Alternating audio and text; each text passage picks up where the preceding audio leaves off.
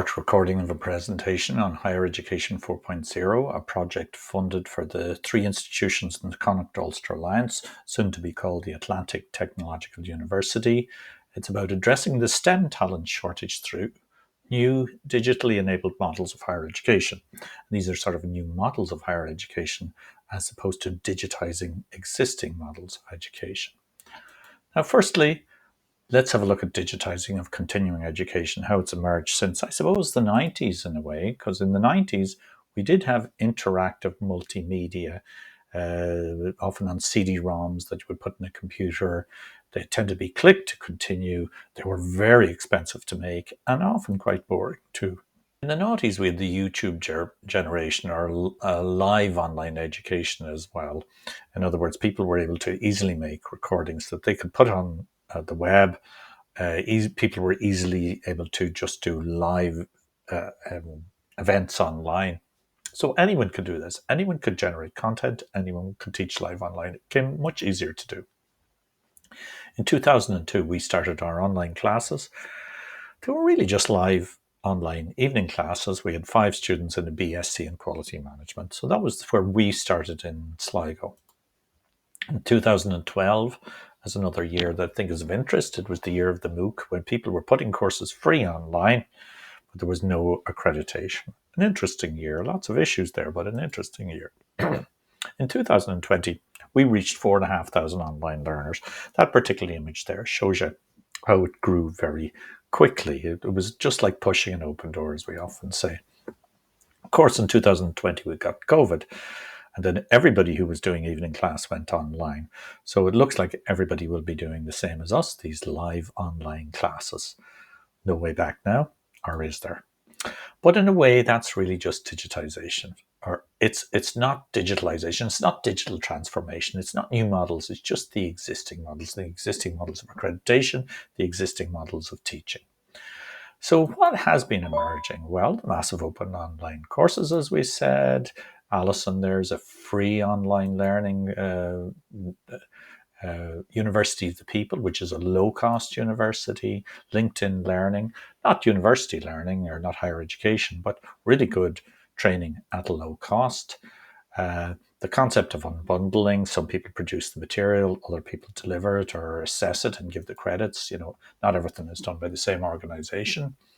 MicroMasters or alternative credentials, smaller credentials. These are based on MOOCs through edX. You get the courses free, but you pay for assessment, and it turns out much cheaper. And it's smaller courses as well. Taken to the limit, Georgia Tech have an online master's degree program, which is like a complete set of MOOCs with support from teaching assistants, but because it's done at scale. That is around $7,000. There are 11,000 students on that master's program now. That's really something. Alternative credentials, as we say, the MicroMasters is one example of them. Lots of other things you can do other than just degrees, and a lot of it available online.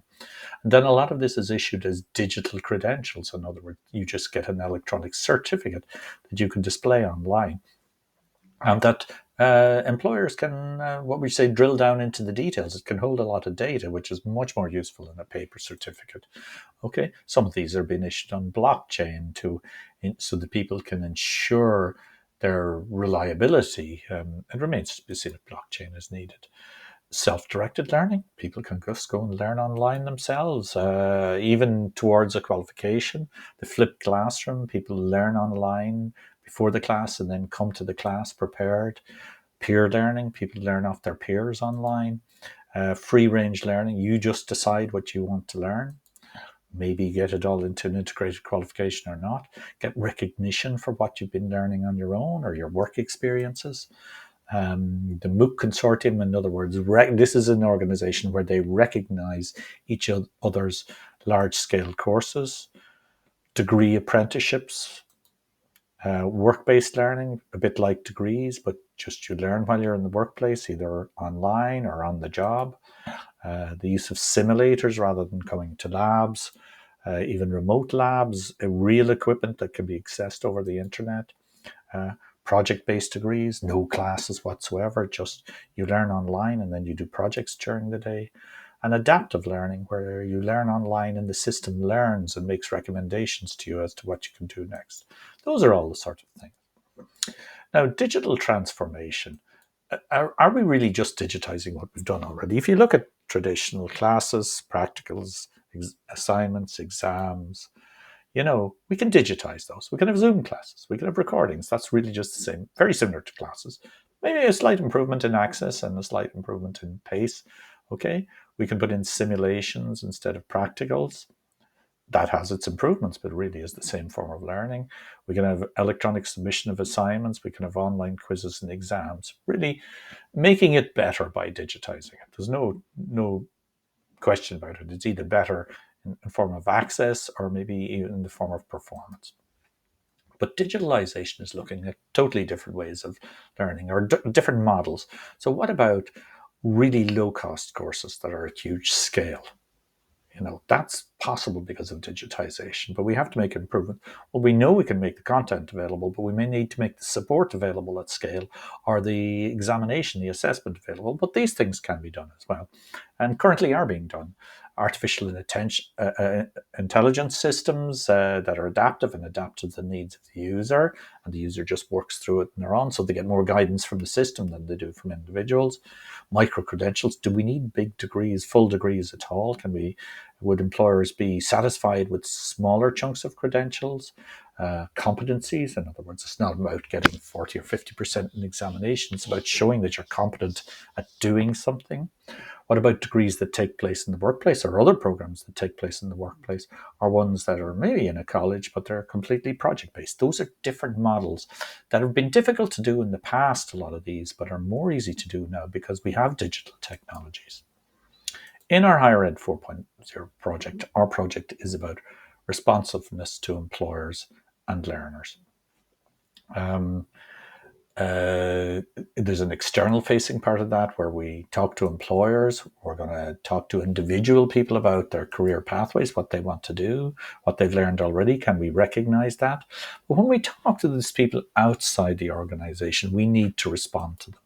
So we may have to improve our policies and processes for approving new courses very quickly, because we're not fast enough at the moment at approving new courses. We need to move faster on that. So we may need to change our policies. We may actually need to have lean systems for development of new courses, whether that's content. It can't be too expensive. It can't be slow.